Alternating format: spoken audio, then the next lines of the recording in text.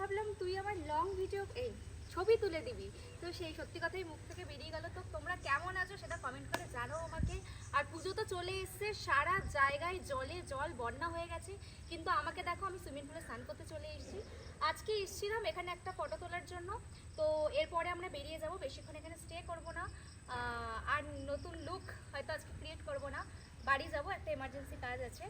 আর এই হলো ব্যাপার। কালকে দেখা হচ্ছে তোমাদের সাথে আমার বেদিক ভিলেজে, জানি না তোমরা কারা কারা আসবে। কালকে আমি আসছি বেদিকে, কারণ কালকে আছে একজন, মানে কি বলবো, পপুলার ফেস, একজন ইনফ্লুয়েন্সার, তার বার্থডে, সেখানে সেলিব্রেট হবে, তো আমরাও থাকছি সেখানে। সেই জন্য আজকে আমরা এখান থেকে এখানে এসেছিলাম এনজয় করার জন্য, তারপর বললাম কালকে তো সেই ওখানে যাবোই, তার থেকে বরং আজকে যে কাজটা বাকি আছে সেটা করে নিই। তো আমার আউটফিটটা কিরকম লাগছে সেটা বলে, এবার দেখো তোমাদের সাথে আমাকে বক বক করতে হবে, সেই জন্য আমি বক বকও করলাম। সাথে আমাদের খাওয়া হয়ে গেছে চাউমিন, চিলি চিকেন, আরও যা যা অর্ডার করেছিলাম সব খাওয়া হয়ে গেছে। তো আজকে পুরোটাই ফাঁকা, আমি যেদিন যেদিন আসি পুরো রিসর্টটা একদিনের জন্য পুরো বুক থাকে, সেই জন্য আমার পুরো একদিনটাই পুরো ফাঁকা থাকে। আর এই হলো আমার আউটলুক।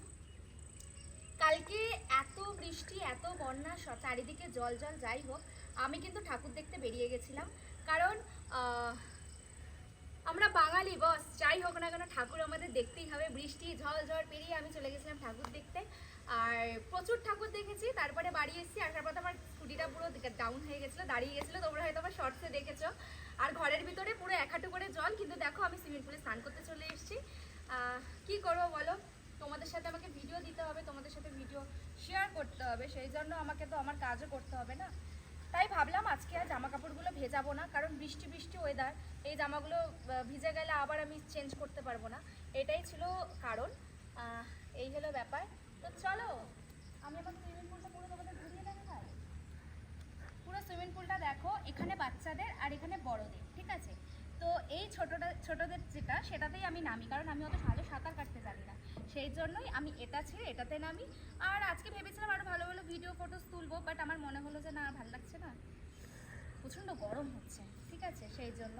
আর পুজো মানে হচ্ছে গায়ে পুরো ট্যান, এমনিতেই কিছু করা হয়নি, তাই চলো যাওয়া যাক।